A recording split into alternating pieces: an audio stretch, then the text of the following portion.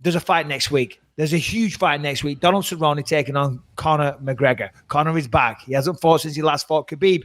And, in some ways, it's perfect because what better way to bring in the new year for the UFC, who incidentally said 2019 was their best year on record. They got no reason to lie about that.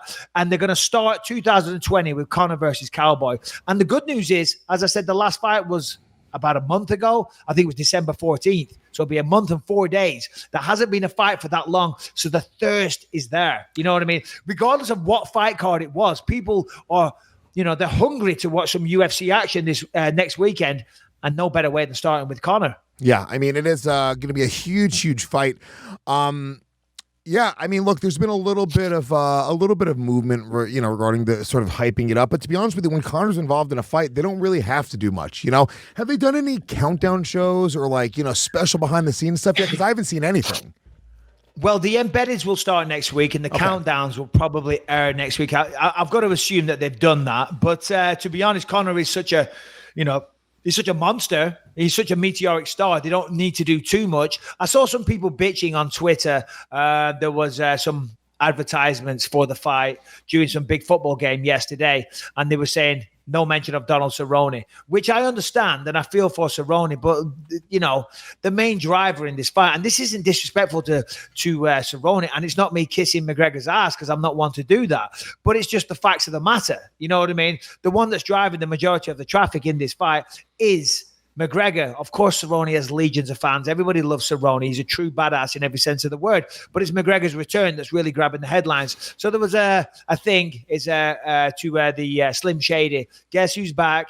Back again. It was pretty good. It was a good commercial, and it had McGregor in there. It was a good piece. But I tell you what, listen, this is McGregor's comeback fight, right? He's saying it's the comeback season. He wants to have 3 fights this year. He's talking about taking on Kamaru Usman. He's getting a little bit ahead of himself there. He's got to fight Cowboy Cerrone, and I believe it's a tough fight. I think it's a way tougher fight than what he's anticipating, than what his team's anticipating. I think they're looking at the fact that Cerrone got finished in his last 2 fights and thinking it's going to be a walk in the park. I spoke about this a couple of weeks ago, maybe on the last show. The fact it was at 170, that sways to Cowboy's favor. Yeah, I mean, and there's some big question marks there, right? So who knows, right? It's just there's so many little variables that you can't really put into place. We've sort of discussed both sides of it, like the time off. Does it do Conor, good or bad? Maybe the time off is good. He's healing, he's healthy, he's coming back, he's refreshed. He could have some ring rust. He could be a little bit nervous because he hasn't won a fight in a few years. Cerrone, the one thing you got to say about Cerrone's just constantly active. Win or lose, doesn't matter. Cerrone's always preparing for a fight, ready for a fight. Even though this is the biggest fight that Cerrone's ever been in, Cerrone also hasn't really been in anything but a marquee level fight in a long time. He's main evented so many times. I think he's been in the octagon at this point more times than anybody else. Yeah, I don't see Cerrone. I think we're going to see the absolute best Cerrone we've ever seen by far, and I think it's a big question mark what Conor we see. I think the best Conor beats the best Cerrone, probably if we with what we've seen from Conor. But who knows? I have just this weird feeling inside of me that Cerrone's going to go and do it. I really do. Well, listen, as I said a moment ago, that's certainly possible. And that's what makes it an intriguing fight. And I think that's why, the UFC made this. If it was deemed as a fight that wasn't competitive, it's not going to sell too well. If people are going to part ways with the money, it's got to be a competitive fight. And Cerrone, I'll do a tea as well, please, babe. Thank you, darling. Cerrone on his best day can go out there and beat Conor. That's for sure. He's got fantastic wrestling. I was watching his fight against Rick Story yesterday. Remember, he had that beautiful combination that finished him. But when that fight started, Cerrone hit Rick Story, Rick Story, by the way, very talented wrestler, a lot of credentials. Cerrone took him down and completed the takedown. Now, Cerrone said in this fight, he's not going to look for an easy way to victory. He said he's not going to go out there and wrestle Conor. But the reality is, that is definitely a path to victory for Cowboy Cerrone. If he takes Conor down, catches him off the bat, takes him down, wears him out, tires him out, and then maybe looks for a submission or a knockout when he gets back to his feet, that's a route to victory. And the fact that Cowboy's going out there saying, listen, I'm not going to take that. I'm not going to do that. I'm going to stand toe-to-toe. I don't know what to make of that, because that just could be some good old-fashioned bullshit. You know what I mean? That could just be a case of saying to Conor, don't work your takedown defense, baby, because I ain't going to shoot on you. And maybe that's true. You know what I mean? But it's all mind games. That's the thing. And Conor, you mentioned ring rust and stuff like that before. That's always... There's no hard and fast rule when it comes to ring rust. That's on the individual and how their psyche is and how their confidence is. And we've seen Conor walk into the cage many, many times. He owns the octagon. I think I saw Joe Rogan say this yesterday, and he was correct. He owns the octagon. He owns the arena. He's very arrogant, but rightly so, because he's backed up what he said. So that's why he walks in there so confident. But here's the thing, and this is a question, not a statement. How will his confidence truly be? Because now McGregor has never had so much pressure on his shoulders, right? He hasn't won a fight since 2016. He got beat off Mayweather, made fucking a horrendous amount of money doing so. So well done to him. Then he gets beat off Khabib. Okay. Now, if he comes back, it's the comeback season. It's 2020. But if he gets beat in the comeback, fuck me, man. That affects everything. If he gets beat by Donald Cerrone, I mean, it's almost over. It's not over, but the perception of him being one of the best in the world and one of the best to ever do it could be gone. You know what I mean? No, of course it can be reclaimed, but in the short term, it's bad. So what I'm saying is, there's a lot of pressure on him. So how is he going to perform? Because in the past, he didn't have that pressure. He was young. He was coming up. He come in the UFC. He was setting the world on fire, and he was beating everybody. Okay, and if he had lost to one, well, fuck it, he's lost one. But and now it's all changed. It's all different. Young guy coming from. I don't actually know his background, but my understanding is he came from humble beginnings. To have that hunger and that drive and that desire for greatness, obviously, that motivation right there. It drives you. Now he's been a bazillionaire forever. He's been on top forever. Where's the motivation? Harrington, what did I know his coach came in. He did an interview this week and was just talking about. There was some interesting talking points there. So if you have any good quotes, you can bring them up. But that's sort of the factor there. Yeah, no, absolutely, and you're absolutely right. Right, Conor. He's beyond wealthy. He's very, very rich now. He's smashed the game, and it's actually very inspiring to a lot of fighters. Certainly a lot of up-and-coming fighters, you know what I mean? They look at somebody like Conor able to make that astounding amount of money. That's very inspiring to get into mixed martial arts and to become a professional fighter in the first place. But the thing that he is looking for in this fight is one of the only things that money can't buy. Money can't. He wants the respect of the fight community. He feels that he's been disrespected, which is bullshit, but he wants the respect. He wants everybody to know that he's one of the best in the world. He can't buy that. You can go out there, you can buy your cars, you can buy your Rolls Royces, you can buy your watches, your suits, your houses, your boats, your yachts, whatever the fuck it is you want to buy, but you can't buy respect. And that's what he's trying to get back here. And that's why, as I say, I feel he's under a lot of pressure. As you said, there was some good sound bites this week, which I do know, but it's okay. Harrington, it's your moment. What have you got for us? Not a baby boy, because I don't say that anymore. But Harrington, the floor is yours, my friend. I believe we're going to start with something John Kavanagh said. Yeah, John Kavanagh had quite a couple of things to say this week. Not only fucking pussy.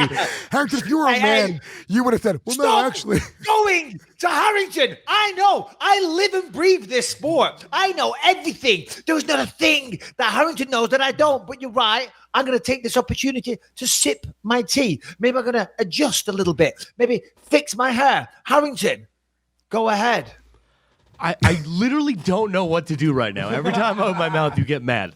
It's very simple. Read the fucking quote. Lewis asked you to do it. I implored you to do it. And now, we are forcing you to read the quotes, Harrington. Well, he thinks Conor McGregor is in the best shape he's ever seen him in. He says that he has no doubt Conor McGregor could make weight at 155 within 10 days. Ooh. So a short notice fight in April, if either Khabib or Tony drops out, wouldn't be a problem to get his fighter peaking at that time. He believes that Conor McGregor will beat Cowboy Cerrone in the championship rounds. And he also says that Conor has a higher fight IQ than everyone else in his gym combined, which is why he's letting Conor dictate the pace at which he trains. Okay. That's the real interesting one. I'm glad you finished on that. We kind of put an exclamation point on the Harrington Hammer Fisting with Harrington segment, the quick hittery of the Harrington, which wasn't that quick. Hammer Fisting. It wasn't that quick. We had to line him up 3 times. Yeah. But that one there at the end could be potentially dangerous. I'm not saying it is, as I just said, McGregor's under pressure. McGregor's training hard. He's doing everything he can to win this fight. But as we just said, money changes everything, okay? And now his coaches are saying he knows more about MMA than everybody put together. So therefore, we're allowing him to run the show, which I don't doubt is true. I don't doubt that is true. That was always one of my issues. I'm not talking about Jason Perillo, but a lot of coaches over the years, when they were trying to coach me to do stuff and they've never had a fight in their life, it's like, well, hold on a minute. I know a little bit about fighting, okay? I've been doing this my entire life. But still, you need coaches because you need someone to push you. You need someone to say, hey, I know you want to work on your striking today. You want to work on that. But what you need to focus on in this, what you need to focus on is getting out of bed at 6 o'clock in the morning, going for a run. What you need to focus on is your diet. You need people looking in from the outside to say what you need. And Sorry, a lot of the Lewis, times, I was going to say, to add on to what you're saying, is those mistakes that you don't see, right? So you're just so close to it. You're like, they're everything from being physically there, tired, whatever it is. You have somebody from the outside to go like, hey, just so you know, these are things that you could be doing better. These are things that you're doing great. Having that outside perspective would always help. And that's not just with, MMA. That's with any sport or really any activity you're going to probably do. But I do think it's interesting because, to be honest with you, I don't know if has it been called into question, the amount that Conor's training? Because why would he even bring that up? Yeah, I don't know. I don't think it has been called into question because the only people that could do that would be people in the inner circle. You know what I mean? Which I don't think anyone's going to do that. So, but the fact that he said that, I mean, that's very interesting because I was going to piggyback what you were saying. Listen, John Kavanagh knows what he's doing. He's been around the sport at the highest level for a long time. He's got a lot of great fighters. So even though he's letting Conor maybe dictate the camp a little bit, he's still there on the outsides, cornering, adding in things. But you never know. Maybe he's a little red herring. Maybe he's saying that to, hey, listen, I ain't even running this camp. Maybe if he gets his ass kicked, I'll let you know in advance. He's the one with the big fucking swinging dick. I'm just here with the towel. I'm just here for the ride, baby boy. He's head coach McGregor.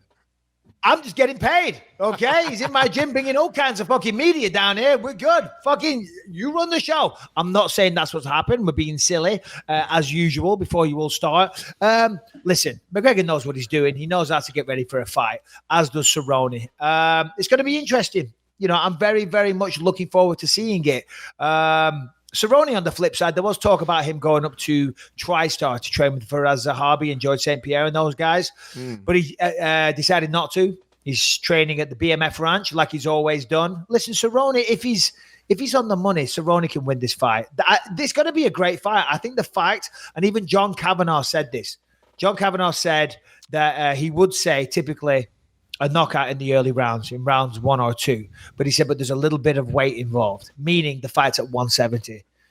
Donald Cerrone is 6'1". He's a tall guy. I remember once I was walking through New York and I was walking through I don't know where it was. And all of a sudden, some big fucking dude with like a beanie on ran up and got in my face. And it was Donald Cerrone. And I thought, granted, it was winter. He had a big puffy jacket on. But I'm like, who the fuck is this guy? And it was Donald Cerrone. Cerrone's a big dude. Harrington, just look up the reach of both of them. I'm not sure what the stats are there. But Cerrone's a big man. And at 170... Whoa. I thought Michael Bisping knew everything. He's a fucking encyclopedia of knowledge. I figured just throw out the reach, the height, the dick length, all that. You got it on top of the dome, baby boy. Listen, I got the dick length down, okay? Don't ask me how I know this, okay? No, listen, 6'1" for Cerrone.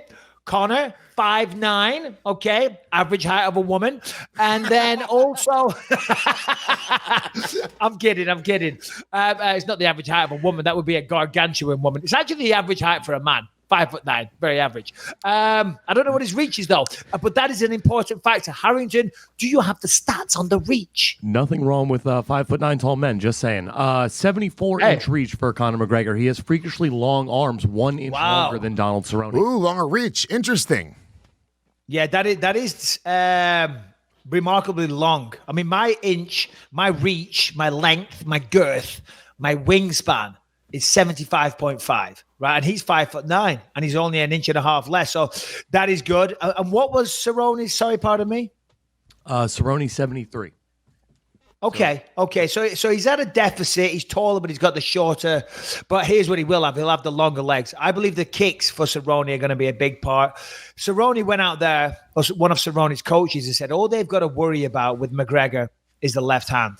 And that's inaccurate. That's not correct. McGregor's got a lot more than that. He's got two very, very good hands. He's got excellent boxing, fantastic kicks. And you got to go back to the Max Holloway fight, He's got good takedowns. Max Holloway, I think he tore his ACL or something. He was having problems. So he thought, you know what? I'm going to go back to my grappling. And he took him down. Look at the Nate Diaz fight. He hit a beautiful sweep. I forget which one it was, but he hit a beautiful sweep. Conor, listen, is a very, very well-rounded, highly skilled martial artist. Of course, the left hand is the money shot. And also great defensive wrestling as well. Conor's not an easy person to take down. Guys that are really high-level wrestlers don't just take him down with ease. So the idea that Donald Cerrone is going to have this crazy, crazy wrestling advantage, he does have an advantage in the grappling, but I just don't know that Cerrone's takedown is so powerful that he's going to be able to just keep on taking Conor down over and over again. This is probably going to be a fight that's contested on the feet. There's just this big X factor. 2016, over 3 years since we've seen Conor McGregor win a mixed martial arts fight. I don't know it's such a weird factor there because I truly don't know. And I want Cerrone to win just because I just love when the thing that's not supposed to happen sort of happens. And to be honest, I'm just never been the biggest Conor McGregor fan. I am a fan of sort of what Conor McGregor does for the sport. You know what I'm saying? He's this big, amazing celebrity, and he brings so many eyes to it, and it's a big spectacle. And there's no fucking way I miss a Conor McGregor fight, but I would be lying to you if I would say that usually when he fights, I'm rooting against him. I don't remember ever there being a time when Conor was fighting where I wanted Conor to win the fight. Yeah, listen, I'll just be honest. Me and Conor, we used to have a relationship. Now it's non-existent. We had the same manager, and we were friendly for a little while, and then we had a falling out. And I'm not going to air my dirty laundry in public because it wouldn't be fair of me to do so. But all that aside, personal differences to one side, you can't deny that there isn't a fighter on the UFC roster that brings the energy, the excitement that Conor McGregor brings, right? Simple as that, and whether you love it or you hate it, you just in the middle, you enjoy it. Simple as that, because all eyes are on him, whether to see him win, to see him lose, and now the fact that he hasn't had a fight in 3 years, it makes it even more, hasn't won a fight in 3 years, it makes it even more compelling. And listen, let's be honest, saying he hasn't won a fight in 3 years is somewhat misleading. He's only had one MMA fight in those 3 years. Do you know what I'm saying? So, that is it's a great soundbite. It's a very powerful sentence to say, oh, he hasn't won a fight since 2016. It's not like he was fighting 3 times a year since then. Okay, he had one fight against Khabib and lost. That might be worse, though. But being inactive, is that even any better than not winning? I mean, if he fought 3 close fights and lost all of them, I would at least have more data to see how good Conor had. This sport moves, baby. This is a sport that is constantly evolving. The average fighter is better this year than the average fighter was last year. And I think that will just continue to happen until, obviously a certain point. But I don't think that applies here. I think you're right. The sport does evolve all the time. And I don't think the fighter of this year is better than the fighter of last year. I think the fighter of 10 years from now will far surpass the fighters of today. I don't think it's year by year. 10 years, 5 years, something like that. It has to be. Like Michael Hearn said before, and I agree wholeheartedly, MMA fighters, and as he said, a lot of athletes in general, overtrain. We overtrain so much because it's only now, you got things like the Performance Institute, that now that this real amount of money is getting involved, that people are training like true high-level athletes. And now, of course, we've done that for a while, but we still overtrain. The reason why we overtrain is because in MMA, there's so much to do. There's jiu-jitsu, wrestling, boxing, Thai boxing, sparring, your sprints, your weight training, your strength and conditioning. There's just so much to do. So people are overtraining. That will be eradicated as time goes on and training methods get better and better. But going back to Conor and the time away, it may help. It may be beneficial. It may be beneficial. It may be detrimental. Only time will tell. We can sit here and assume all we want, but only time will tell. Simple as that. What about this is an interesting quote from Dana White because he believes that people are disrespecting Cowboy Cerrone by looking past him because everyone's talking about the next fights for Conor? Will he fight for the BMF title? Will he fight for the lightweight title? It's sort of like a foregone conclusion that Cowboy is going to lose this fight. Dana White says the level of disrespect being shown to Cowboy through this whole thing, apparently people forget how good he is. Cowboy has lost 2 in a row, but Cowboy has lost 2 in a row and gone on unbelievable runs, so let's not count Cowboy out. Couldn't agree more. Couldn't agree more. And listen, I think Conor knows that as well. Conor knows that. Listen, Cerrone, listen, on paper, everybody knows on paper Conor should win, right? And the big one for me, the big reason is miles on the clock, right? Cerrone's had the most fights. He's had the most wins. He's got the most bonuses, okay? That's because he's been doing it for so long and fights so frequently. And unfortunately, this is the big thing, and this is the big question when it comes to Cerrone. Heart, it's there. Skill, it's there. Fighting will, fighting spirit, all that stuff. You tick every single fucking one of the boxes for Donald Cerrone. It's all there. The man's a legend. He's a living legend that's still competing, okay? But you only have one body and one career. And Father Time, to use that fucking expression, catches up with everybody, okay? And he got finished in his last 2 fights, all right? One of them was a doctor stoppage. Other one was a knockout to Justin Gaethje, right? Is that, and this is the question, is that the beginning of the writing on the wall? You know, maybe it wasn't. There's no shame in losing by doctor stoppage to Tony Ferguson, which, by the way, he won the first round of that fight. There's no shame in that, far from it. And Justin Gaethje is an absolute animal as well. So there's no shame, but the question is it the beginning of the end because of all the miles on the clock? Same with me. You know, your body can't keep going forever. Listen, could I still take out the majority of the roster? We all know that's a foregone conclusion. The answer is yes, baby boy. Get a 74.5-inch reach advantage. I mean, obviously. 75.5. Okay, don't diminish me. I don't have the reach of Conor McGregor. I have an extra inch. Simple as that. Let the record show that I have an extra inch where it matters. Okay? But no, the question is, have the miles on the clock become such a factor for Cerrone that he's going to lose this fight? Right? Now, bearing in mind, prime Cerrone, that's not a foregone conclusion that he would have won this fight. But it's definitely a factor in him losing the fight, if you know what I'm saying.